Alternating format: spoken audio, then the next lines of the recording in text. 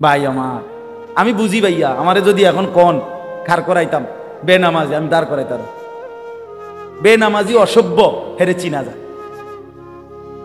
এটা যে অসভ্য, নির্লজ্জ, বেহায়া, বেশরম, এটা যে আল্লাহর দুশ্মন, এটা যে মানবতার দুশ্মন, এটা যে কায়নাতের মাখলুকাতের দুশ্মন, এর চিনা যায়। আমি দাঁড় করাই, আমার দায়িত্ব দেন একজনে, আমি দাঁড় করাবো ইনশাআল্লাহ। 50 জন দাঁড় করালে আশা করি 48 জন ভুল হইতো না। হ্যাঁ হ্যাঁ, চেহারা সুরত দেখলেই বোঝা যায় বেনামাজির চেহারায় কোনো দয়া মায়া থাকে না, বেনামাজির চেহারায় কোনো সৌন্দর্য নূর থাকে না। এই জন্য আমি রহম করেন নিজের উপরে আল্লাহর ওয়াস্তে। আর যদি কোনোদিন বলতে নাও পারলাম তো আজই বলল, নিজের কদর করে। রাসূলুল্লাহ সাল্লাল্লাহু আলাইহি সাল্লামের আখেরি ওসিয়ত ছিল নামাজ। নবীজি হযরত আয়েশাকে বলছে, আয়েশা আমি চলে যাচ্ছি, মালাকুল মউত আমার সামনে দাঁড়িয়ে, জিবরাইল আমার সামনে দাঁড়িয়ে, আয়েশা আমি আমার মালিকের কাছে যাচ্ছি, যাওয়ার আগে বললাম আমার উম্মতকে বইল শেষবারের মতো আসসালাত আসসালাত, আমার উম্মত যেন নামাজ ঠিক করে, নামাজ ঠিক রাখে। হযরত ওমর রাদিয়াল্লাহু তাআলা আনহুকে ফজরের নামাজের সময় ইমামতি অবস্থায় প্রথম রাকাতে এক কাফের ছদ্মবেশী ছুরি দিয়ে ঘাই দিছিল 7-8টা। হযরত ওমর ইমামতি করতেছিলেন, তখন উনি সরে গিয়ে রক্তে ওনার এই কোমরের পাশে ভাইসা গেছে। উনি হযরত আব্দুর রহমান ইবনে আউফকে ইমামের জায়গায় দাঁড় করাইয়া বলছিলেন, আব্দুর রহমান আগে নামাজ শেষ করো, এরপর আমারে ধরো। কাঁটা মুরগির মতো ওমর পাশে তরফাইছে, কিন্তু সাহাবায়ে কেরাম আগে ফজরের নামাজ আদায় করছে। হযরতে খুবাইব, ওই যে হজ উমরায় গেছেন কেউ, এখানে আসেন নিয়ে না, হজ উমরায় গেছেন না এরকম নাই কেউ? মাশাআল্লাহ। ওই আয়েশা মসজিদ আছে একটা, যেখান থেকে এহরাম বাঁধে। আবার এই আয়েশা মসজিদের কাছে একজন সাহাবীকে ফাঁসি দিছিল মক্কার কাফেররা, খুবাইব রাদিয়াল্লাহু তাআলা। এই যে আপনার ছেলের নাম, আমাদের তাজুবাইয়ের ছেলের নাম খুবাইব। হযরত খুবাইবকে এই ফাঁসিতে যখন ওনাকে ঝুলায় বাঁধে খেজুর গাছের সাথে বাইদা, বর্ষা দিয়া মক্কার কুরাইশ ছেলেরা সারা শরীর এরকম ঘাই দিয়া দিয়া চালনির মতো ছিদ্র বানায় ফেলছিল, রক্ত পড়তেছিল। এই সময় ওনারে ফাঁসির রশি টানবার আগে শেষ ওনারে জিজ্ঞেস করছিল, খুবাইব তোমার আখিরি তামান্না কি, শেষ আশা কি? কিতাবে আছে, আরবি কিতাবে, বুখারীর riwayতের মধ্যে আছে। উনি বলছিলেন আমার শেষ তামান্না 2 রাকাত নামাজ। খুলে দিছে ওনারে, তো 2 রাকাত নামাজ পড়ে সালাম ফিরাইয়া হযরতে খুবাইব আল্লাহর কাছে 2 হাত তুলে বলছে, ফালাস্তু বালি হিনা উক্তালু মুসলিমান, মাওলা আজ আমার কোনো পরোয়া নাই, আমি আপনার আনুগত্য করে মরছি, অতএব আমার আর কোনো চিন্তা, গোলামির সেজদা দিলাম, আর কোনো টেনশন নেই, এবার ওরা যা ইচ্ছা তাই করে। বন্ধু আমার, বাপ আমার, চলেন আমরা সবাই মিলে চেষ্টা করি, কষ্ট করি, আমরা নামাজ পড়বো ইনশাআল্লাহ। আল্লাহকে ডাকি ভাইয়া, দুনিয়া বড় বেশি পেরেশানিওয়ালা দুনিয়া হয়ে গেছে। সারা পৃথিবী বাস্তবতা হলো, ইনসাফের কথা হলো, সারা পৃথিবী ধাক্কাধাক্কি করতেছে, সারা বিশ্ব সব দেশ এইতে হিতের লগে ঠেলাঠেলি, ধাক্কাধাক্কি, অস্ত্রের ঝনঝনানি, সবাই একজন আরেকজনকে হুমকি দিতেছে, সবাই মানে লাইগা গেল বলে। আপনি খেয়াল করে দেখেন, খবর নেন, সারা পৃথিবীতে কিন্তু মুখোমুখি অবস্থা, মুখোমুখি। এই জন্য নওজোয়ান ভাইয়া কল্পনা করতে হবে, আজীবন ফিলিস্তিন আর গাজা, ওই মুসলমান আজীবন নির্যাতিত হবে, আর তুমি কোনোদিন নির্যাতিত হবা না। কেমনে বুঝলা বাপ? হ্যাঁ, রোহিঙ্গার মুসলমানরা আজীবন কষ্ট পাবে, তুমি কোনোদিন কষ্ট পাইবা না, কেমনে বুঝলা বাপ? হ্যাঁ, এই তামাশা, বাপ বিদেশ, ভাই বিদেশ, দেশে বইয়া মোবাইল টিফোন আর বইয়া বইয়া বেডির ছবি দেখুন। আমি তো দেখছি রে বাপ, প্রবাসীর কষ্ট কাকে বলে। আমি যতবারই হজ উমরায় যাই, প্রবাসীদের কাছে তো যাই, তাদের রোমে দেখতে যাই, এই ছোট্ট ছোট্ট রুমে 12 জন 14 জন 16 জন থাকে, 14 ঘন্টা ডিউটি করে, 12 ঘন্টা ডিউটি করে এই প্রখর রৌদ্রের মধ্যে। এরপরে আবার আইসা নিজের রান্না নিজে রান্ধে, নিজের কাপড় চোপড় নিজে ধোয়। কে ধুইয়া দিবে? কে ধুইয়া দিবে? আমি 33 দিন হজে ছিলাম। আমার ছোট 3 বছরের মেয়ে প্রতিদিন না হলো 2 বার, কমপক্ষে 2 বার আমার লগে কথা কইছে, প্রতিদিন 2 বার। আমি আমার বিবির সাথেও এতবার কথা বলি নাই, কারোর লগে না, কিন্তু ওই আমার লগে কথা কইব আমার এটা সারাক্ষণ মনে হইত। মাত্র 33 দিন আছিলাম গোনা গোনা, কিন্তু আমার কলিজা ছিঁড়া গেছে। আমার ছোট্ট মেয়েটার আমি দেখবো কখন, আদর করব কখন। আর ওই বেচারা দে 1টা বছর 2টা বছর 3টা বছর স্ত্রী সন্তান ছেলে এই কষ্ট করে প্রবাসে থাকে। আহা, বিনিময়ে তার স্ত্রী সন্তান দেশে 2 হাতে মোবাইল টিপে টাকা পয়সাগুলো দেদারছে, যা মন চায় তাই নষ্ট করে। হায় জালেম, কি করলি, কি করলি? ওই বেচারার কলিজা পানি করা টাকা, রক্ত পানি করা টাকা। আল্লাহ আমাদেরকে মাফ করে দেন। আমরা নিয়ত করলাম তো ইনশাআল্লাহ। যুবক ভাই কি খবর? নিয়ত করেন, নিজেকে বল। হ্যাঁ, আবারও বলছি, কেউ কেউ তোমার ঘরে মনে রাখ, এই সময় তোমার চুলের বাম্পার সাইবার টাইম কারও নাই। তুমি বেকুব দেখে তুমি মনে করছো কতজনে চায়, হুদ্দা মানুষের কামের অভাব নাই। মানুষ বুঝিয়ে বইয়ে বইয়ে তোমার চুলের একবার এদিকে ফিরাও, একবার এদিকে ফিরাও। ব্যাক কর, কার হাতে টাইম আছে? হতনের টাইম নেই মানুষের। আকাম শুধু শুধু নিজে নিজে বোকামি করছে। আল্লাহ আমাদেরকে বুঝ দান করে। সব ছেলে ভাইয়া কেউ মনে রাখবেন, আপনাদের সবাইকে বলি, দুনিয়া একজনের জন্য থামে যায় না। এই সামনের সিএনজি অ্যাক্সিডেন্ট, 3 জন লোক মরে গেছে মনে করেন, তবুও পিছনের সিএনজি থেমে যায় না, ছাড়ি দিয়ে জায়গা কারো হাতে সময়। আমি সব সময় বলি দুনিয়া বড় স্বার্থপর, বড় স্বার্থপর। আগের গাড়ি অ্যাক্সিডেন্ট করলো, পিছনের গাড়ি তার হাতে সময় নাই। একটু জ্যাম বাজলে চিৎকার শুরু করে, এই বেটা, আরে কাটা মরছে টরছে ডিফরে, বেটা রাস্তা ক্লিয়ার করবে না, সময় নাই আমার। এই তো দুনিয়া, এই তো দুনিয়া। আপনি মরবেন যেদিন, সেদিনও আপনার স্ত্রী সন্তান যদিও কাঁদবে, কিন্তু ওই দিন রাইতেও তারা ঠিকই ভাত তরকারি খাবে। এই মুসলমান, কেন ফজরের নামাজ পড়লেন? ওই নাফরমান, তোমরা যারা ফজরের নামাজ পড়ো না, আরে রাসূলুল্লাহ সাল্লাল্লাহু আলাইহি সাল্লাম বলছে যে ফজরের নামাজ পড়ে না এটা খবিস, খবিস, খবিস বেটা, তুই খবিস বেটা, খবিস বেটা, তুই বেটা, খবিস বেটা তুই। নবী বলছে খবিস, এটা রাসূলুল্লাহ বলছে এটা খবিস যে ফজরের নামাজ পড়ে। নবীজির জামানায় মুনাফিক হিসাবে নবী যাকে সন্দেহ করতেন তাকে ফজরের নামাজে তালাশ করতেন। কসম খোদার, ফজরের নামাজের অনুপস্থিতি দেখে নবী বুঝতেন এটা মুনাফিক। সাহাবীরা বলতেন আমরা রাসূলের জামানায় মুনাফিক চিনতাম ফজরের অনুপস্থিতি দেখে। কোন নামাজ? কোন নামাজ?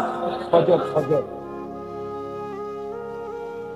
ওটা পাউডার মারে, হ্যাঁ ওটা পাউডার দেয়, ফেয়ার এন্ড লাভলি দেয়, বডি স্প্রে মারে, হ্যাঁ নিচে মুতের গন্ধ, প্যান্টে মুতটা পানি লয় না, উপরে পাউডারের গন্ধ, স্বাদে গন্ধে অতুলনীয়। বাহ, অসাধারণ পারফিউম, দুইটা মিললে একটা অসাধারণ ফ্লেভার। রাসূলুল্লাহ সাল্লাল্লাহু আলাইহি সাল্লাম বলেন যে ফজরের নামাজ পড়ে না, যাকা রাজুলুন বালা শাইতানু ফি উদুনাইহি, নবীজি বলেন যে ফজরের নামাজ পড়ে না, শয়তান তার 2 কানে মুত্তা দেয়। কসম খোদার, এটা হাদিস, আমি এক শব্দ বানাইয়া বলিনি। আপনি আমার লগে রাগ হইবারও সুযোগ নাই। আপনি যদি কোন এই হুজুর আর কইও না, আমি আইতামও না, এত ঠেকা পড়ছি না, আবার আইও না। আমার সাথে নারাজ হওয়ার কিচ্ছু নাই বাপ। মুসলমানের সন্তান, মুসলমানের বাপ নিজের উপরে রহম করেন, নিজের আমল ঠিক করেন, নিজের নামাজ ঠিক করেন। কেন নামাজ পড়বেন না? আমি তো আলহামদুলিল্লাহ এখনো আমার খুলনার হযরত, বাংলাদেশের অনেক বড় একজন বুজুর্গ, আরিফ বিল্লাহ হযরত মাওলানা মুফতি নুরুল আমিন সাহেব হযরতের কাছে আমরা এখনো নামাজ শিখি। এই গত বছরও আমি রাত 1:30 বাজে আমার বাসায় হযরত মেহমান ছিলেন, হযরতের সামনে আবার একাকী নামাজ দেখাইছি, হযরত রুকু হয় কিনা, সেজদা হয় কিনা আপনি দেখে দেন। এইবারও হযরত আমার সেজদা এবং রুকুর মধ্যে একটু ত্রুটি ঠিক করে দিছে, বলছে মনে হয় এটা এইভাবে হবে। আজ থেকে প্রায় 5-7 বছর আগে আমার শায়েখ আল্লামা মুফতি মুশতাকুন নবী কাসেম হুজুর আমারে বলছে, মাওলানা কয়েকজন আলেম রেডি করেন, খুলনা যাব। আমি প্রায় 30 জনের মতো আলেম আমরা 3 দিনের জন্য যাব হুজুরের সাথে, মুশতাকুন নবী সাহেব হুজুরের সাথে ঠিক করছি। তো যাওয়ার আগে হুজুরকে আমি বললাম, হুজুর কেন যাবেন ওইখানে, খুলনা যাবেন কেন ওই হুজুরের কাছে? এই প্রথম যখন যাই, হুজুর বলছে মাওলানা শুধুই কেবল সুন্নত মোতাবেক ওযু এবং নামাজ শেখার জন্য।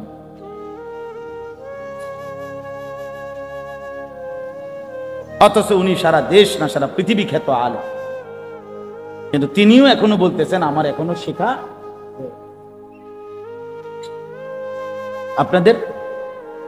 আপনাদের হালাত কিনা? আপনারা তো নিজেকে প্রথম কাতারে বৈশা আজকে 30 বছর ধরে চাচা পয়লা কাতারে নামাজ পড়ে, ইমাম সাহেবের ফজর মাগরিব এশা 3 ওয়াক্ত নামাজের সূরা কেরাত উনি শুনতেছে আজকে 20টা বছর। উনি বুঝে যে ইমাম সাহেবের পড়া যেরকম আমার পড়াটা এমন না, আমার সূরা কেরাত শুদ্ধ না, এটা উনি বুঝার পরও শিখার সংশোধন করার ন্যূনতম 10টা সূরা ঠিক করার মতো সময় সুযোগ মানসিকতা ওনার মধ্যে নাই।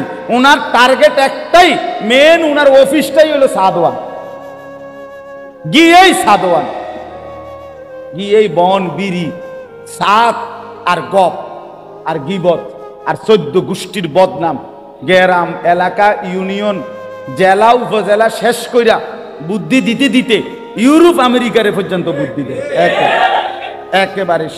শেখ হাসিনা খালেদা ইথা আর বেড়া এবারতে বুদ্ধি লয় বাইডেন ডাইরেক্ট, ডোনাল্ড ট্রাম্প ওনার বুদ্ধিতে গুম যায়। এই সাসা যে বেড়া সাদওয়ানে বইয়ে বুদ্ধি দেয়। আপনি দেখেন, আমি তো সবসময় বলি গোটা বিশ্বের সর্বশ্রেষ্ঠ বুদ্ধিজীবী কোথায় থাকে? তা দোকান। এক কথায় উত্তর, পৃথিবীর সর্বশ্রেষ্ঠ বুদ্ধিমান বুদ্ধিজীবীরা বসবাস করে কোথায়? একদিকে বিড়ি আরেকদিকে বুদ্ধি, দুই জিনিস অনবরত চলছে, বিড়ি আর বুদ্ধি। বিড়ি খাইতেছে আর বুদ্ধি দিতেছে। আস্তাগফিরুল্লাহ। কি কয়, কারে কয়, কিত্ত কয়, কেন কয়, কে শুনে? শুধু শুধু শুধু শুধু শুধু শুধু শুধু শুধু ফালতু। ওফো, হায়াতের এই সুন্দর সময়টা শেষ করে দিল।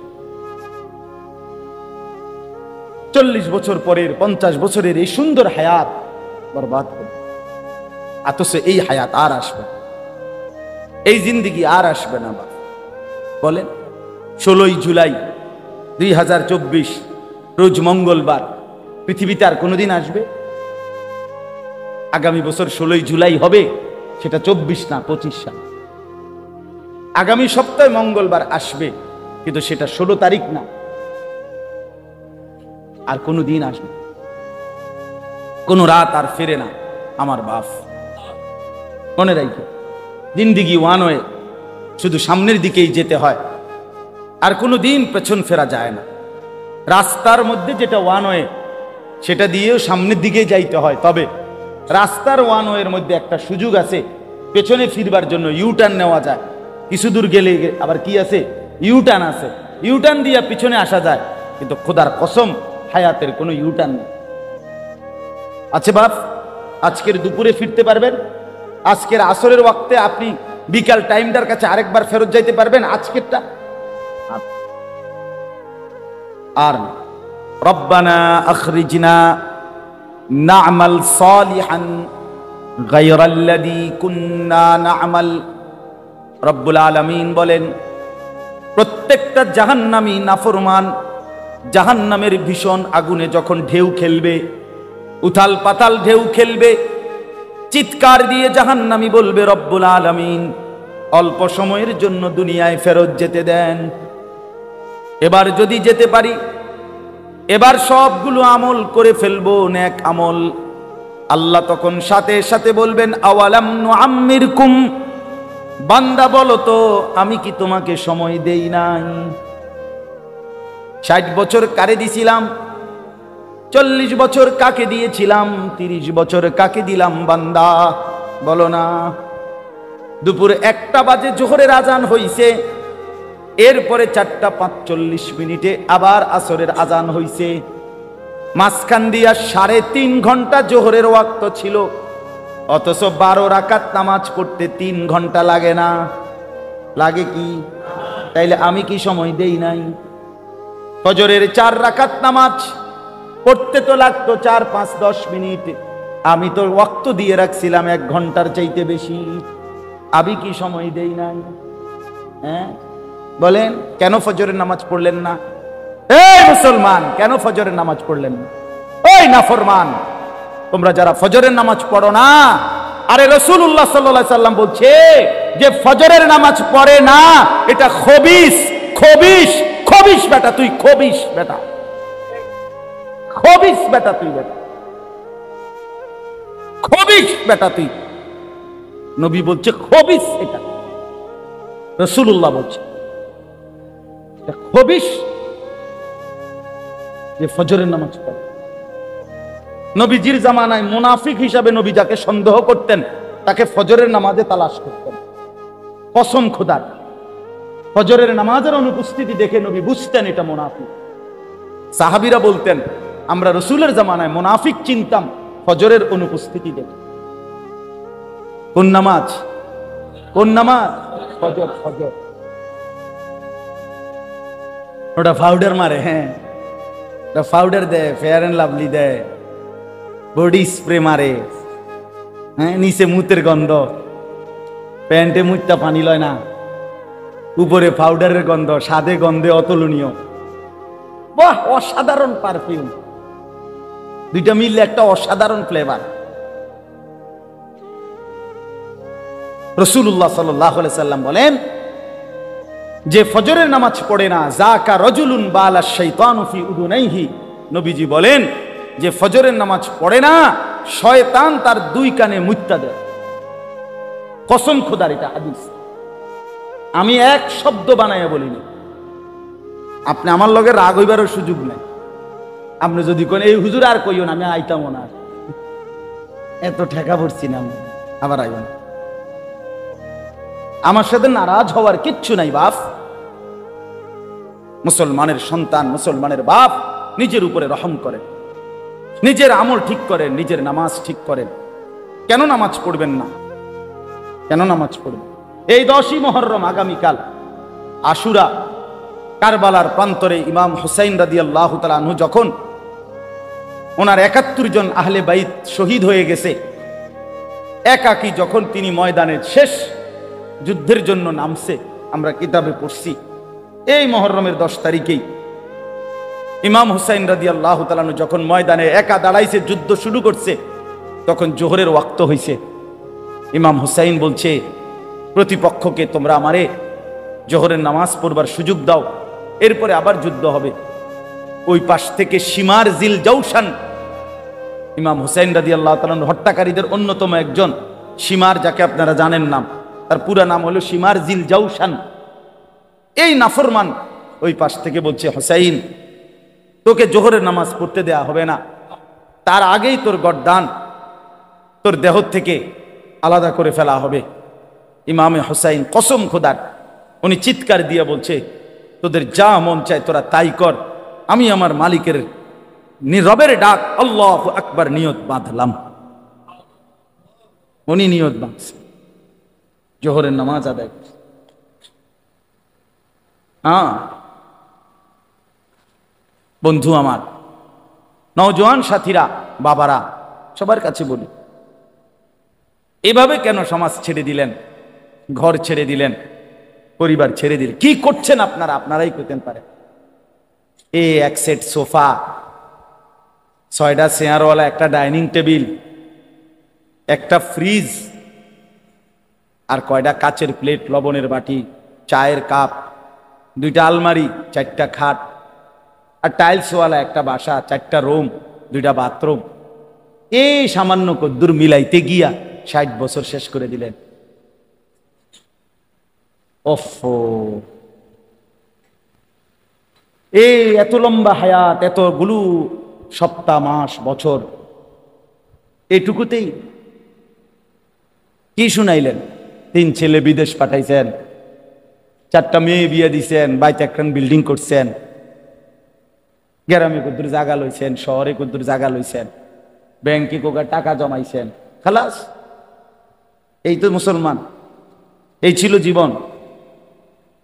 এতটুকুতেই মানে তৃপ্ত হয়ে গেলেন। ছেলেটা 1 ওয়াক্ত নামাজ পড়ে না, অথচ বয়স 16, মেয়েটার বয়স 15, 14, একদিনও পর্দা করে না। আপনার ঘর থেকে রঙে রসে সাইজা টাইট কাপড় পইরা অসভ্য নির্লজ্জা বেহায়া মেয়ে প্রতিদিন বের হয়। আপনি বোঝেন না কারে দেখাইতে বের হয়? আপনার চোখে কোনো শরম নাই? আপনি এই মেয়েটার বাপ না? আপনি এই মহিলার স্বামী না? আপনি এত বেশরম কেমনে হইলেন? আপনি বাইচা রইলেন কেমনে? রাসূলুল্লাহ সাল্লাল্লাহু আলাইহি ওয়াসাল্লাম বলেন, কসম আল্লাহর, এটা হাদিস, যেই পুরুষ তার স্ত্রী সন্তানের জন্য অশ্লীলতা, বেহায়াপনা, নাফরমানি, বেপরদিগি পছন্দ করে, মেনে নেয়, স্বীকৃতি দেয়, আল্লাযী ইউকিররু আহলাহু আল খুবুস, নবীজি বলেন সেই পুরুষ দাইয়ুস। আর আল্লাহর নবী বলছেন দাইয়ুসের জন্য জান্নাত হারাম। দাইয়ুসের জন্য জান্নাত হারাম। এই জন্য ছেলেদেরকে বলি, ভাইয়া নষ্ট হয়েও না, আমার নওজোয়ান ভাইয়া নিজেরে বরবাদ করে। এত বেডির দরকার নাই, ফাটতা না, কোনো দরকার নেই। শুধু শুধু এতটি বেডি লইয়া কোনো কাম হইতো না। সারা দিন সারা রাত মোবাইলে বেডির ছবি দেখুন না, এত বেডি বেড হইতে লাগে না। এত নারী দরকার নেই। জীবন মানে শুধু নারী না, পৃথিবীতে আসার উদ্দেশ্য শুধুই নারী না। এক মহিলার ছবি, মহিলার সাথে প্রেম, এক নারীর দিকে নিয়ে সারা দিন রাত নারে দোস্ত। মানুষ এত মাতাল হওয়ার কথা না, এত পাগল, এত তার সিরা মানুষ হয়। নারী তো প্রয়োজন মানুষের মধ্যে। মানুষের মধ্যে ক্ষুধার চাহিদা, এটা কে দিছে? তো পূরণের ব্যবস্থা আল্লাহ রাখছে। মানুষের মধ্যে পানির তৃষ্ণা, এটা কে দিছেন? তো এটা পূরণের ব্যবস্থাও কে রাখছেন? মানুষের লজ্জাস্থানের চাহিদা, শাহওয়াত, এটা আল্লাহর দেওয়া। কার দেওয়া? তো এটা পূরণের হালাল পবিত্র ব্যবস্থাও আল্লাহ রেখেছেন। রেখেছেন কিনা বলে? তো তাইলে আর সমস্যা কি? তাইলে আর সমস্যা কি? এর জন্য এরকম কুত্তার মতো হয়ে যাওয়ার অর্থটা কি বেটা? 24 ঘন্টা নারী, ছবি, নর্তকী, নাচ, গান, জিনা, ব্যভিচার, অশ্লীল দৃশ্য আর মেয়ের পিছনে পড়ে থাকার মধ্যে সার্থকতাটা কি বেটা? এমন সুন্দর যৌবন, 16, 17, 18, 20 বছরের এমন সুস্থ সবল শরীর দেহটাকে বাস কেমনে নষ্ট করে দিলাম? কেমনে নষ্ট করে দিল? ওফ, আমি বুঝি না এটা। এটা কি হায়াত নষ্ট করে দিল, কি চমৎকার জিন্দেগিটা শেষ করে দিল। হায় হায় হায়, আল্লাহ আমাদেরকে মাফ করে দেন। যে ভাইরা উদ্যোগ নিছেন, আল ইসলাহ পাঠাগার, মাশাআল্লাহ, সংশোধন, আগে ফিকির করবেন। শুধু কেবল ফেসবুক, শুধু মোবাইলে ছবি আসলো, ইউটিউবে ছবি আসলো, ফেসবুকে এই করেছেন সেই করেছেন, শুধু এতটুকুতেই খুশি হইবেন না। বরং নিজের সুন্দর, নিজের আখলাক, নিজের পরিবর্তন, নিজের সেজদা, নিজের নামাজ, নিজের বন্দিগি, এটার দিকে নজর রাখেন। আমরা এই করেছি, ওই করেছি, মানুষের কল্যাণে এই করেছি। মানুষ কিন্তু আমনেও, কথা কয় না, আপনি নিজেও তো কি নিজের কল্যাণের ফিকির করেন, নিজের ফিকির করেন। আল্লাহ আপনাদেরকে উত্তমভাবে তৌফিক দান করেন। তাহলে আমার বক্তব্যটা ছিল এটাই, ইসলাহ, সংশোধন করতে হবে নিজের 1 নম্বরে। আর প্রথম সংশোধন ঈমান, আকীদা। প্রথম সংশোধন কিসের? 2 নম্বর ইবাদত, মানে আমল আমল। 3 নম্বর হলো মুআমালাত, লেনদেন। আমরা চলতে গিয়ে জীবন চলার পথে জমির বেচা কিনা, এরপরে আমাদের সমস্ত উৎপন্ন কর্ম, আমরা যে উপার্জন করি, উপার্জনের যার যেটা পন্থা, চাকরি বলেন, ব্যবসা বলেন, ক্ষেত বলেন, যেটাই বলেন, যে যেমনি রোজগার করেন, এর রোজগার মানেই লেনদেন। রোজগার মানে কি? কেউ পণ্য দেয়, কেউ টাকা দেয়, কেউ শ্রম দেয়, কেউ মজুরি দেয়, এই না কথাটা? মানে লেনদেন হয় এখানে। আমি শ্রম দিচ্ছি, আপনি আমারে পারিশ্রমিক দিচ্ছেন। আমি মাল দিচ্ছি, আপনি আমারে কি দিচ্ছেন? টাকা দিচ্ছেন। আমি জমি দিতেছি, আপনি আমারে মূল্য দিতেছেন, মানে লেনদেন। এইটাই মুআমালা। এইটাকেও সংশোধন করা আছে। এটার মধ্যে কোনো হারাম আছে কিনা, সুদ আছে কিনা, ঘুষ আছে কিনা, অবৈধ উপার্জন আছে কিনা, হারাম আছে কিনা, এটাকে বাছাইতে হবে, সংশোধন করতে। আপনি যেমন কোম্পানি বলছে আপনারা এভাবে আমরা কিস্তি দেব, আপনার থেকে এভাবে টাকা নেব, আপনি এটা তো কোম্পানি না বলছে, কিন্তু আপনার উচিত একজন আলেমে দ্বীনকে জিজ্ঞেস করা যে হুজুর আমার দোকানের ব্যবসাটা হলো এই, আমারে এই কোম্পানি এভাবে মাল দিতে চায়, এভাবে টাকা নিতে চায়, আমার এটা দেওয়া নেওয়া ঠিক হবে কিনা? এটা কি 10টা মিনিট, আধা ঘন্টা একজন আলেমের কাছে জিজ্ঞেস করে নেওয়া যাইতো না? কথা বলেন না কেন? না, কিন্তু আপনি দেখেন এটা জিজ্ঞাসা করতে রাজি না। আমার সম্পদের উপরে এটা জিজ্ঞাসা করা উচিত যে আমার লেনদেনটা সহি কিনা। এই যে আমাদের সমাজে যুগ যুগ ধরে বন্ধকের যেই সিস্টেম আজও বদলানো যাচ্ছে না, অথচ এটা 100 যে আধা 30 শতক 20 শতক আধাকানি জমি আমনেরে আমি দিলাম, আর আমনের থেকে আমি 50,000 টাকা নিছি বা 1 লাখ টাকা দিছি, বিনিময়ে আমনের কাছে আমি 20 শতক জমি কি রাখছি? বন্ধক রাখছি, আর আমনের থেকে আমি টাকা নিছি 50,000। এখন আমাদের দেশের নিয়ম কি? যে যতদিন পর্যন্ত এই 50,000 টাকা সুদ না করবে, এবারে না দিতে পারবো, অতদিন এই 20 শতক জমি উনি ভোগ করব। এটা না নিয়ম? এটা 100 হারাম, 100 হারাম, হারাম হারাম হারাম। এটা হারাম ব্যাপার, হারাম খাইলা তুমি, হারাম খাই। যদি বলেন ওমা আপনি নতুন করে এই কথা কইলে হইবনি হুজুর, না আমি নতুন করে কইলে হইতো না, জানতো আপনি আপনার পুরান কথা থাই না, অসুবিধা, আমাদের মানা করছি নি, আমি তো জামুগা। এখন বয়ান শেষ হইলে তো আমার গাড়ি রেডি, আমি দৌড় কুমিল্লি, আমি কিত্তাম আপনার কান্দে লই বয়ে থাকতাম। আপনারে বললাম। হ্যাঁ, এবার যদি আপনি বলেন না হুজুর এটা হারাম না, আপনার কাছে হুজুর আছে, অন্য কেউ বলছে এটা জায়েজ, তাহলে কে বলছে আমারে জানাইলে এরপরে আমার বিচার যেদিন হবে সেদিন আমি বটনি লাগাবো আপনাদের সামনে, কানে ধইরা, এবং ভিডিও হইব, রেকর্ডিং হবো, সারা দেশ দেখবে। আপনি বিচারের ডেট ঘোষণা দিয়েন, আমি বলে। তাহলে কথার কথা একটা উদাহরণ দিলাম, অসংখ্য গাছের ফল, পুকুরের মাছ আপনার আন্দাজের উপরে বিক্রি করে ফেলে। ও বল মানে মুকুল বের হইতে হইতেই কি বিচ্ছেলায় ফল বিক্রি করে ফেলে। তো এটা কি হালাল না হারাম জিজ্ঞেস করছে? ওদের এমনি তো চলতে আছে, এমনি চললে, এমনি তো কত মানুষে বিড়ি খাইতে, ওই জন্য সবাই বিড়ি খাই নেবো নাকি? কত মানুষে তো টেলিভিশন দেখতেছে, তো এই জন্য বুঝি টেলিভিশন জায়েজ হয়ে গেছে, নাটক সিনেমা দেখা কি হয়ে গেছে? জায়েজ হয়ে গেছে। তাইলে অনেক মানুষ কোনো গুনাহ করলেই সেটা কি হয়ে যায় না, হালাল হয়ে যায়। আল্লাহ আমাদেরকে বুঝ দান করে। বন্ধকের এই সিস্টেম সঠিক বানানোর কোনো সিস্টেম না। মানে এই লোক কি করবো যে 20 শতক জমি ওনার কাছে যে আমি বন্ধক রাখলাম, তো এটা কি করবো উনি? এটা আমনে কি করবে, এটার একটা বুদ্ধি আছে, এটা আমি বলতাম না। আমি আমনের দরকার হলে আপনি হুজুরের জিগাইবেন, আমি অন কইতাম কেন? না কি লেগে বলবো আমি? না জানার দরকার নেই, যার দরকার হে জিগাইব কষ্ট করে। আলেমদেরকে জিজ্ঞাসা করলেই ওনারা হালাল তরিকা কি, বৈধ পন্থাটা কি সেটা বলে দিন। কথা বুঝছেন কিনা বলে? প্রত্যেক পন্থারই বিকল্প হালাল পন্থা আছে, আছে কিনা বলেন না কেন? মদের বিকল্প মধু আছে, বুঝেন না? সুদের বিকল্প ব্যবসা আছে, হালাল ব্যবসা। আল্লাহ এই জন্য বলছে আমি সুদে না হারাম করছি, কিন্তু ব্যবসাকে তো হালাল করছি।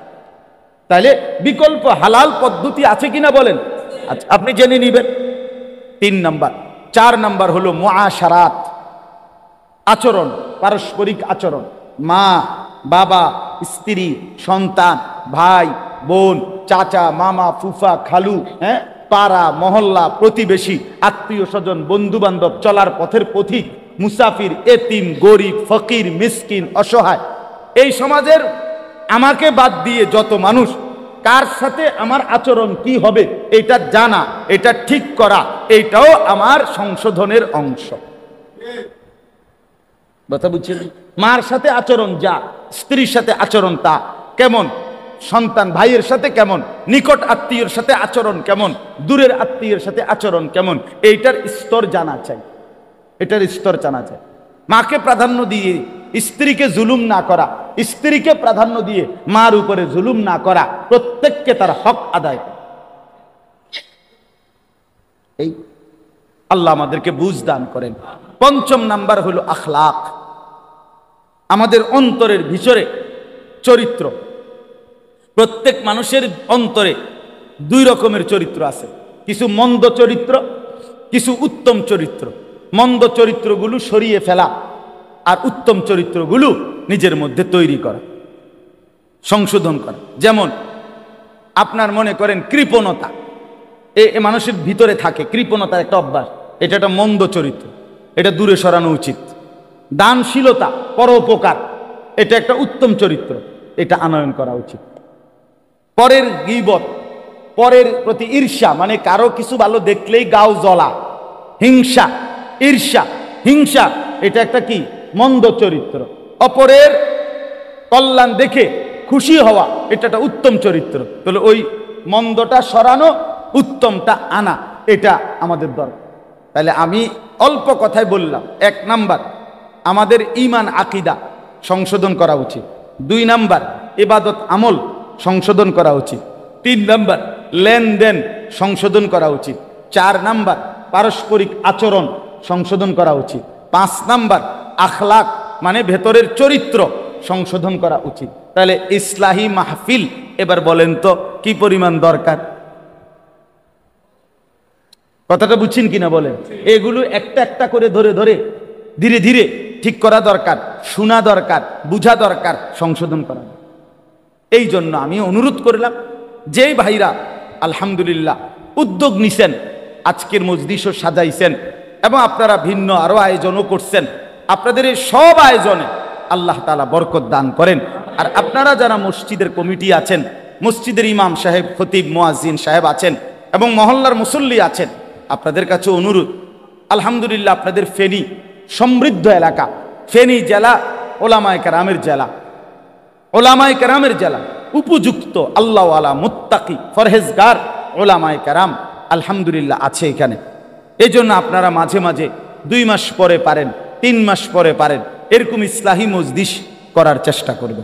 জনপ্রিয়তা কোনো জরুরি না, কোনো বক্তার জনপ্রিয়তা আছে, উনি আইলে কিছু লোক বেশি হইব না, এই জনপ্রিয়তার মোহ এটা ঠিক না। আমার জনপ্রিয়তা মূল মাকসাদ না, সংশোধন মূল মাকসাদ। কথা বুঝছেন কিনা? এই কাজেই 50 জন হোক, 20 জন হোক, 10 জন হোক, মুসল্লিরা আপনাদের যদি একটা একটা অজু, গোসল, নামাজ, সূরা, কেরাত, দোয়া, কালাম, আপনাদের ঈমান আকীদা লেনদেন ধীরে ধীরে সুন্দর হয়, ঠিক হয়, সামান্য একটু খেয়াল করলে হয়তো অনেক কিছু ঠিক হয়ে যাইতো, কিন্তু আপনি খেয়াল করতেন সেজদার মধ্যে পিছন দিয়ে যদি 2 ঠ্যাং উঠতে যায়, দোনো পাও একসাথে উঠে যায়, নামাজ একেবারেই বাতিল, নামাজ আর হবে না। ওই নামাজ সহু সেজদা দিলে হইতো না, নামাজ এটা একবারে বাতিল। এখন আমি নিজ চোখে দেখছি, আপনারা একটা দিন একটা মসজিদের সেজদার পরে একটা ভিডিও করাইয়া দেখেন যে পিছি দিয়ে কিতা হয়। কথাটা আমার বুঝছেন? অথচ এটা একটা ছোট্ট বিষয় যে আপনার এটা মনে রাখা যে আমার দোনো পাও যেন অবশ্যই মাটির সাথে, ফ্লোরের সাথে কি করে থাকে, লাইগা থাকে। তো এটা যদি আমার কারো যদি এই বেখেয়ালে উঠে যায় সবসময় এই অভ্যাস, তাহলে উনি যে এটা ঠিক করে নাই, তো উনি হাসরের ময়দানে গিয়ে দেখবো ওনার কোনো নামাজ নাই, কিন্তু উনি তো পড়ছিল। কথা বুঝেন নাই আমার? কিন্তু ঠিক করে নাই। তাহলে মুশকিল কিনা বলে? মুশকিল। এরকম অনেক বিষয় আছে। এই জন্য আমি বলবো আপনারা ওলামায়ে কেরামকে দাওয়াত করে এনে মসজিদের ইমাম সাহেব, খতিব সাহেব, ওনাদের বয়ান, এগুলোর দ্বারাও, জুমার বয়ান, পরিবর্তন শেখার নিয়তে শুনবেন। জুমার নামাজের বয়ান 52 সপ্তাহ জুমার বয়ান হয় এক বছরে, মানুষের সংশোধনের জন্য যথেষ্ট। কিন্তু সামনের 2 কাতারের মুরব্বী মাঝ বয়সী ইমাম সাহেবের ওয়াজ শুরু জুমার দিন, এবার জুরানি শুরু, এরকম করে মানে বর্ষি দিয়া মাছ ধরে, বর্ষি দিয়া মাছ ধরে যেমনে এমনি ঠোকর মারে, এই রুমে বেড়া বয়ে বয়ে মাছ ধরে। ইমাম সাহেবের জুরানি মানে বয়ান শেষ, ওনার জুরানি শেষ। হ্যাঁ, আপনি ওনারে বলবেন চাচা আর জিমাইতেন না, আরে জিমাইলাম হইলে ইমাম সাহেব তো ওয়াজ করে না, এটা ইমাম সাহেবের দোষ। ইমাম সাহেব ওয়াজ বন্ধ করলো কেন? এই জন্য চাচার জুরানি বন্ধ হয়ে গেছে। আর পিছনের ছেলেরা এই ঠেলা ঠেলি ধাক্কা ধাক্কি, রসিকতা, মোবাইল অথবা দুষ্টমি, ফালতু কথা। আহা, তাহলে পিছনের এই নওজোয়ান এদেরও এই আল্লাহর কথার থেকে কিছু দরকার নাই, সামনের এই জিমাইন্না গলার কাছেও দরকার নাই। তো আল্লাহর কথা শুনবে কে, শিখবে কে, জীবন সাজাবে কে?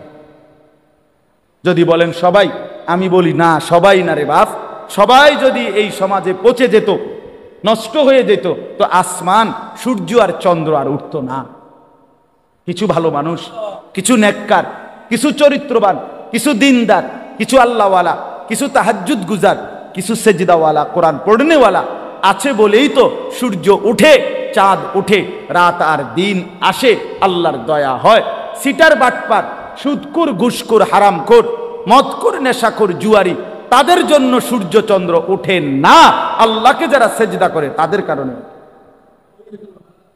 অতএব দয়া করে, মেহেরবানি করে হায়াত কাজে লাগান, সময় কাজে লাগান, জিন্দিগি কাজে লাগান। আমি শুধু আয়াতের তরজমাটা বলি, এটাই কথা। ইন্না ইদ্দাতাশ শুহুরি ইনদাল্লাহি 12 শাহরান, আল্লাহ বলেন ফি কিতাবিল্লাহি ইয়াউমা খালাকাস সামাওয়াতি ওয়াল আরদ। আল্লাহ বলেন আসমান জমিন সৃষ্টির আগেই লৌহে মাহফুজে আমি আমার কুল কায়নাতের তাকদীর যখন লেখাইছি, সেই সময় আমি আল্লাহ এই পৃথিবীর জন্য সিদ্ধান্ত নিয়ে রাখছি, এই পৃথিবীতে মাস হবে 12টি। মাস হবে কয়টি? 12। ইয়াউমা খালাকাস সামাওয়াতি ওয়াল আরদ, আসমান জমিন সৃষ্টির শুরু থেকেই আমি আল্লাহ, সৃষ্টির প্রথম মিনিট থেকেই 12 মাসের বছর আমি আল্লাহ চালু করে দিয়েছি। এই সময় আমি চালু করে দিছি।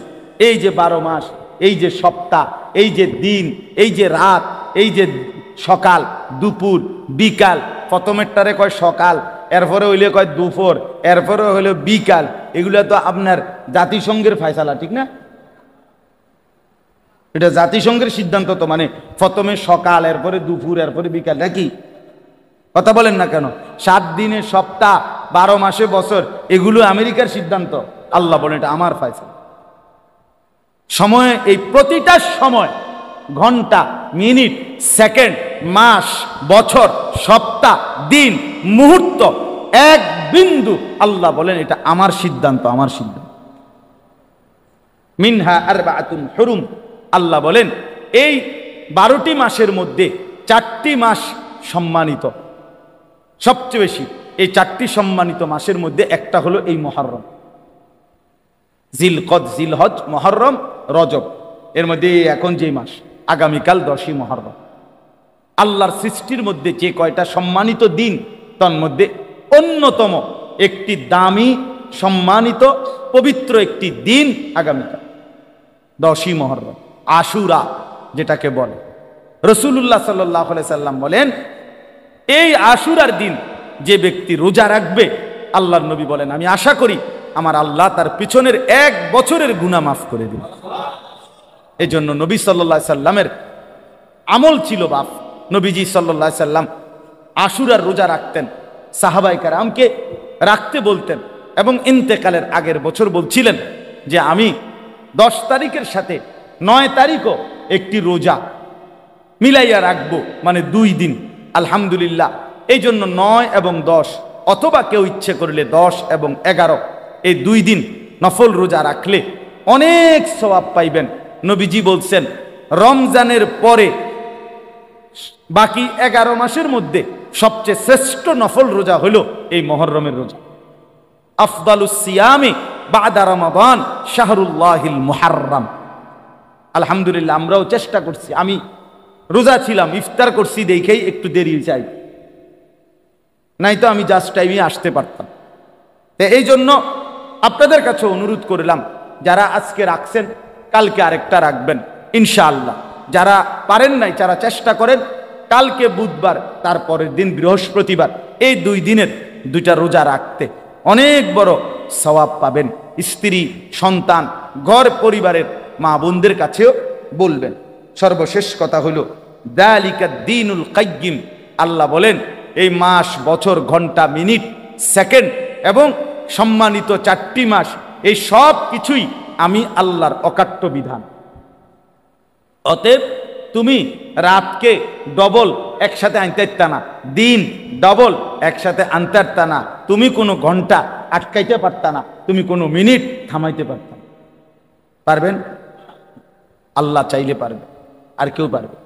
আল্লাহ কোরআনে বলছে আমি যদি রাত টেনে লম্বা করে কিয়ামত পর্যন্ত রাত বানিয়ে রাখি, কুল আরাআইতুম ইন জাআলাল্লাহু আলাইকুমুল লাইলা সারমাদান ইলা ইয়াউমিল কিয়ামা মান ইলাহুন গায়রুল্লাহ ইয়াতিকুম বিদিয়াইন। কে আছে আমি আল্লাহ ছাড়া আগামী কালকের ভোর এনে দিবে? বলেন তো, আছে কি কেউ? আছে কেউ? বলেন বাপ। অতএব আল্লাহ বলছেন এটা আমার অকাট্য বিধান। রাত্র আমি আনি, দিন আমি আনি, বছর আমি আনি, মাস আমার, আমার বাপ। এই শেষ কথাটা শুনেন, আল্লাহ কোরআনে বড় আমাদেরকে আদেশ করছেন, ফালা তাজলিমু ফীহিন্না আনফুসাকুম। অতএব আমার বান্দা, যেহেতু তুমি বুঝেছ যে মাস, বছর, সম্মানিত মাস অথবা ঘন্টা, মিনিট, সেকেন্ড, সময় সবটাই আমি আল্লাহর। অতএব আমার সময়ে, আমার দেওয়া সময়ে, আমার দেওয়া হায়াতে তুমি নিজের উপরে গুনাহ করে জুলুম করো না। আমার সময় এভাবে নষ্ট করো না বাবা। এই জন্য যুবক ভাই, এই ঘন্টাগুলো, মিনিটগুলো, এই সপ্তাহ, শনিবার, রবিবার, সোমবার, মঙ্গলবার, দোস্ত আমার, বন্ধু আমার, এর একটাও আমারও না, তোমারও না, তোমার বাপেরও না, আল্লাহ। খোদার কসম আল্লাহ বলছেন, বান্দা নিজের উপরে আমার দেওয়া এই সময়গুলোতে গুনার নাফরমানি করে জুলুম করো না। আমি বান্দা ছাড়বো না, 1 সেকেন্ড আমি হিসাব না নিয়ে ছাড়ব। 1 সেকেন্ড, একটা পলক, একটা মুহূর্ত আল্লাহর কাছে হিসাব দিতে হবে। আমার বাবা আপনাদেরকেও বললাম, আমাকেও বললাম, আপনাদেরকেও বললাম, 1টা মিনিট এই খামখেয়ালির হিসাব দিতে হবে। এই খামখেয়ালির হিসাব দিতে হবে। 1 জাররা, 1 সেকেন্ড আল্লাহ বলছেন আমি হিসাব নেব। লাকাদ আহসাহুম, আমি তোমাদেরকে বেষ্টন করে আছি। ও আদ্দাহুম আদ্দা, আল্লাহ বলে আমি তোমাদের জিন্দেগি গুনে গুনে রাখছি, গুনে গুনে। আহসাহুল্লাহ, আল্লাহ বলেন আমি গুনে রেখেছি। ও নাসুহু, তুমি ভুলে গেছো, তুমি মনে নাই বান্দা, আমার মনে আছে। আমি সেকেন্ড সেকেন্ড ফিরাই দেব। ইয়াউমা তুবলাস সারায়ের। হে ভাইয়া শুনেন, আল্লাহ বলছে তোমার অন্তরের ভিতরে যা যা জল্পনা, কল্পনা, কথা, পরিকল্পনা, ইচ্ছা, আকাঙ্ক্ষা, শাহওয়াত, কামনা, বাসনা, অন্তরে যেগুলো ঘুরপাক খাইতো কিয়ামতের দিন, সেগুলো আমি তোমার সামনে খুলে দেখাবো। হুসিলা মা ফিস সুদূর, অন্তরের গুলোও দেখাবো, 1 সুতা আড়াল হবে না। এই জন্য দয়া করেন, রহম করেন। আমিও আপনিও কষ্ট করে বসছেন, গরমের মধ্যেই বসছেন। যুবক ভাই যে কয়জন বসছেন ভাইয়া, চেহারা সুরত দেখে অনেকেরই মনে হচ্ছে নামাজ পড়েন না। ভাই আমার, আমি বুঝি ভাইয়া, আমারে যদি এখন কোন খার করাইতাম বেনামাজি, আমি দাঁড় করাইতাম। বেনামাজি অসভ্য হেরে চিনা যায়। এটা যে অসভ্য, নির্লজ্জ, বেহায়া, বেশরম, এটা যে আল্লাহর দুশ্মন, এটা যে মানবতার দুশ্মন, এটা যে কায়নাতের মাখলুকাতের দুশ্মন, এর চিনা যায়। আমি দাঁড় করাই, আমার দায়িত্ব দেন একজনে, আমি দাঁড় করাবো ইনশাআল্লাহ। 50 জন দাঁড় করালে আশা করি 48 জন ভুল হইতো না। হ্যাঁ হ্যাঁ, চেহারা সুরত দেখলেই বোঝা যায় বেনামাজির চেহারায় কোনো দয়া মায়া থাকে না, বেনামাজির চেহারায় কোনো সৌন্দর্য, নূর থাকে না। এই জন্য আমি রহম করেন নিজের উপরে, আল্লাহর ওয়াস্তে আর যদি কোনোদিন বলতে নাও পারলাম তো আজই বলল। নিজের কদর করে। রাসূলুল্লাহ সাল্লাল্লাহু আলাইহি সাল্লামের আখেরি ওসিয়ত ছিল নামাজ। নবীজি হযরত আয়েশাকে বলছে, আয়েশা আমি চলে যাচ্ছি, মালাকুল মউত আমার সামনে দাঁড়িয়ে, জিবরাইল আমার সামনে দাঁড়িয়ে, আয়েশা আমি আমার মালিকের কাছে যাচ্ছি, যাওয়ার আগে বললাম আমার উম্মতকে বইল শেষবারের মতো আসসালাত আসসালাত, আমার উম্মত যেন নামাজ ঠিক করে, নামাজ ঠিক রাখে। হযরত ওমর রাদিয়াল্লাহু তাআলা আনহুকে ফজরের নামাজের সময় ইমামতি অবস্থায় প্রথম রাকাতে এক কাফের ছদ্মবেশী ছুরি দিয়ে ঘাই দিছিল 7-8টা। হযরত ওমর ইমামতি করতেছিলেন, তখন উনি সরে গিয়ে রক্তে উনার এই কোমরের পাশে ভাইসা গেছে। উনি হযরত আব্দুর রহমান ইবনে আউফকে ইমামের জায়গায় দাঁড় করাইয়া বলছিলেন, আব্দুর রহমান আগে নামাজ শেষ করো, এরপর আমারে ধরো। কাঁটা মুরগির মতো ওমর পাশে তরফাইছে, কিন্তু সাহাবায়ে কেরাম আগে ফজরের নামাজ আদায় করছে। হযরতে খুবাইব, ওই যে হজ উমরায় গেছেন কেউ এখানে আসেন নিয়ে না, হজ উমরায় গেছেন না এরকম নাই কেউ? মাশাআল্লাহ। ওই আয়েশা মসজিদ আছে একটা, যেখান থেকে এহরাম বাঁধে। আবার এই আয়েশা মসজিদের কাছে একজন সাহাবীকে ফাঁসি দিছিল মক্কার কাফেররা, খুবাইব রাদিয়াল্লাহু তাআলা। এই যে আপনার ছেলের নাম, আমাদের তাজুবাইয়ের ছেলের নাম খুবাইব। হযরত খুবাইবকে এই ফাঁসিতে যখন ওনাকে ঝুলায় বাঁধে খেজুর গাছের সাথে বাইদা, বর্ষা দিয়া মক্কার কোরাইশ ছেলেরা সারা শরীর এরকম ঘাই দিয়া দিয়া চালনির মতো ছিদ্র বানায় ফেলছে, রক্ত পড়তেছিল। এই সময় ওনারে ফাঁসির রশি টানবার আগে শেষ ওনারে জিজ্ঞেস করছিল, খুবাইব তোমার আখিরি তামান্না কি, শেষ আশা কি? কিতাবে আছে, আরবি কিতাবে, বুখারীর riwayতের মধ্যে আছে। উনি বলছিলেন আমার শেষ তামান্না 2 রাকাত নামাজ। খুলে দিছে ওনারে, তো 2 রাকাত নামাজ পড়ে সালাম ফিরাইয়া হযরতে খুবাইব আল্লাহর কাছে 2 হাত তুলে বলছে, ফালাস্তু বালি হিনা উক্তালু মুসলিমান, মাওলা আজ আমার কোনো পরোয়া নাই, আমি আপনার আনুগত্য করে মরছি, অতএব আমার আর কোনো চিন্তা, গোলামির সেজদা দিলাম, আর কোনো টেনশন নেই, এবার ওরা যা ইচ্ছা তাই করে। বন্ধু আমার, বাপ আমার, চলেন আমরা সবাই মিলে চেষ্টা করি, কষ্ট করি, আমরা নামাজ পড়বো ইনশাআল্লাহ। আল্লাহকে ডাকি ভাইয়া, দুনিয়া বড় বেশি পেরেশানিওয়ালা দুনিয়া হয়ে গেছে। সারা পৃথিবী বাস্তবতা হলো, ইনসাফের কথা হলো, সারা পৃথিবী ধাক্কাধাক্কি করতেছে, সারা বিশ্ব সব দেশ এইতে হিতের লগে ঠেলাঠেলি, ধাক্কাধাক্কি, অস্ত্রের ঝনঝনানি, সবাই একজন আরেকজনকে হুমকি দিতেছে, সবাই মানে লাইগা গেল গেল বলে। আপনি খেয়াল করে দেখেন, খবর নেন, সারা পৃথিবী, সারা পৃথিবীতে কিন্তু মুখোমুখি অবস্থা, মুখোমুখি মুখোমুখি। এই জন্য নওজোয়ান ভাইয়া কল্পনা করতে হবে, আজীবন ফিলিস্তিন আর গাজা, ওই মুসলমান আজীবন নির্যাতিত হবে, আর তুমি কোনোদিন নির্যাতিত হবা না। কেমনে বুঝলা বাপ? হ্যাঁ, রোহিঙ্গার মুসলমানরা আজীবন কষ্ট পাবে, তুমি কোনোদিন কষ্ট পাইবা না, কেমনে বুঝলা বাপ? হ্যাঁ, এই তামাশা, বাপ বিদেশ, ভাই বিদেশ, দেশে বইয়া মোবাইল টিফোন আর বইয়া বইয়া বেডির ছবি দেখুন। আমি তো দেখছি রে বাপ, প্রবাসীর কষ্ট কাকে বলে। আমি যতবারই হজ উমরায় যাই, প্রবাসীদের কাছে তো যাই, তাদের রোমে দেখতে যাই।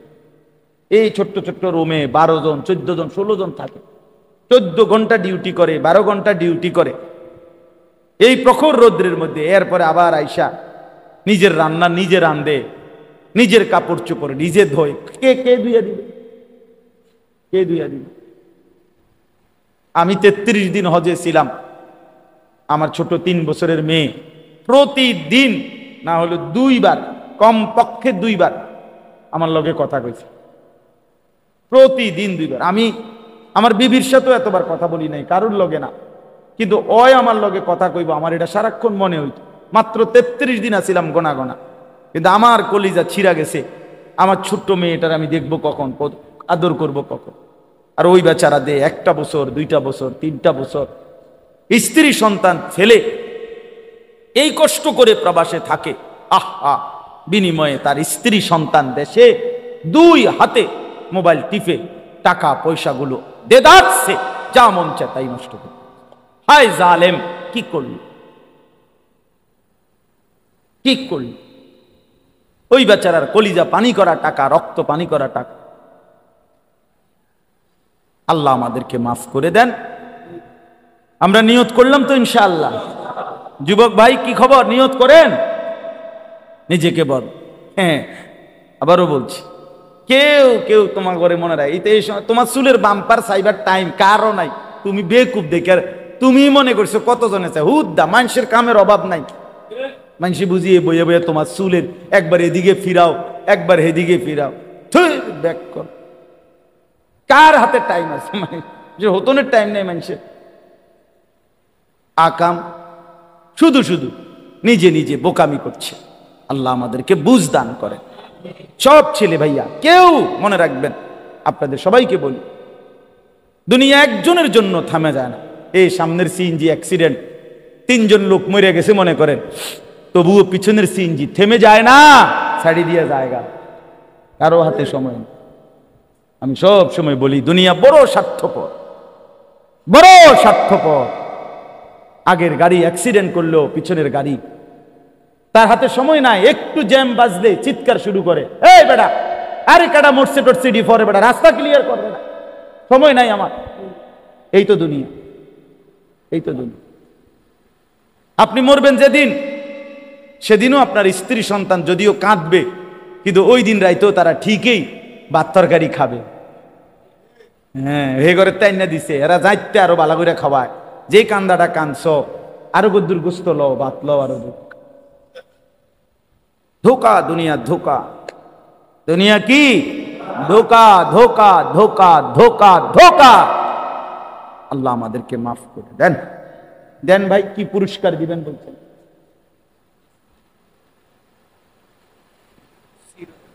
হ্যাঁ দেন, বলে।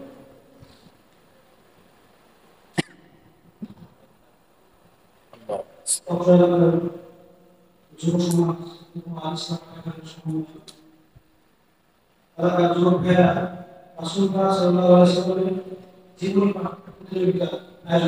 মাশাআল্লাহ, এবং এই প্রতিযোগিতায় যারা অংশগ্রহণ করেছেন তাদের মধ্যে থেকে আজকে 12 জন পুরস্কৃত করা হবে।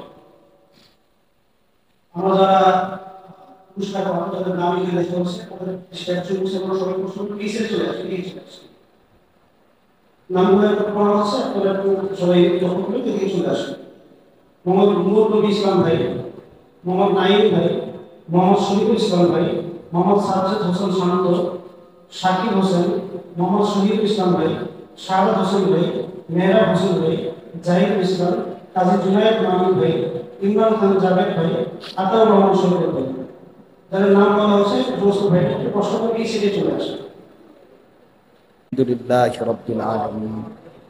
اللهم أنت السلام ومنك السلام تباركت يا ذا الجلال والإكرام يا أرحم الراحمين يا أرحم الراحمين يا أرحم الراحمين ربنا ظلمنا أنفسنا وإن لم تغفر لنا وترحمنا لنكونن من الخاسرين ربنا آتنا في الدنيا حسنة وفي الآخرة حسنة وقنا عذاب النار رب ارحمهما كما ربياني صغيرا ربنا هب لنا من أزواجنا وذرياتنا قرة أعين واجعلنا للمتقين إماما مولاي كريم আপনি মাফ করে দেন, রব্বে করিম আপনি মাফ করে দেন, বেশুমার গুনাহ মাফ করে দেন, সামনের জিন্দেগি সুন্দর করে দেন, ঈমান আমলের দৌলত দান করেন,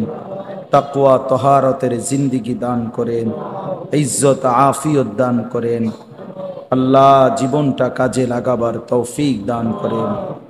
পেছনের জিন্দেগি খুব বেশি অন্ধকার মাওলা, সামনের জিন্দেগি আলোকিত করে দেন, নেক আমলের তৌফিক দান করেন, ঈমান আমল সুন্দর করার তৌফিক দান করেন। আল্লাহ সেজদাওয়ালা কপাল বানিয়ে দেন, কাঁদনেওয়ালা চোখ বানিয়ে দেন, জিকিরওয়ালা জবান বানিয়ে দেন, মোহব্বতওয়ালা দিল বানিয়ে দেন, জিন্দিগিওয়ালা বন্দিগিওয়ালা জিন্দিগি বানিয়ে দেন। আয় আল্লাহ আমাদের প্রত্যেককে কবুল করে নেন। এলাকার আশপাশের দূর দূরান্তের যে যেখান থেকে এসেছি মাওলা, প্রত্যেককে আল্লাহ যত কবরবাসী আছে সমস্ত কবরবাসীকে মাফ করে দেন। কিয়ামত পর্যন্ত কবরের আযাব মাফ করে দেন। কবরগুলোকে জান্নাতের টুকরা বানিয়ে দেন। আয় আল্লাহ এলাকার সমস্ত নওজওয়ানকে কবুল করে নেন, প্রতিটা যুবককে কবুল করে নেন। আল্লাহ যুবকের চেহারা সেজদাওয়ালা বানিয়ে দেন। আয় আল্লাহ যুবকের দিল ঈমান আমলওয়ালা বানিয়ে দেন। আল্লাহ প্রতিটা যুবককে নামাজি বানিয়ে দেন। আল্লাহ যেই নওজওয়ানদের চেষ্টায় এই সুন্দর মজলিস হয়েছে, আপনার বন্ধুর সিরাত পাঠ প্রতিযোগিতা হয়েছে, আল্লাহ আপনি তাদেরকে উত্তমভাবে কবুল করে নেন। আল্লাহ এদের জিন্দিগি সাজিয়ে দেন, এদের আখলাক সাজিয়ে দেন, এদের ঘর পরিবার সকলকে কবুল করে নেন। বাকি যুবক ছেলেদেরকে আল্লাহ সবাইকে আল্লাহ এমন সুন্দর আয়োজনের সাথে অংশগ্রহণ করার তৌফিক দান করেন। আমার বাবা চাচা মুরব্বীদেরকে আরো বেশি নেক আমলের তৌফিক দান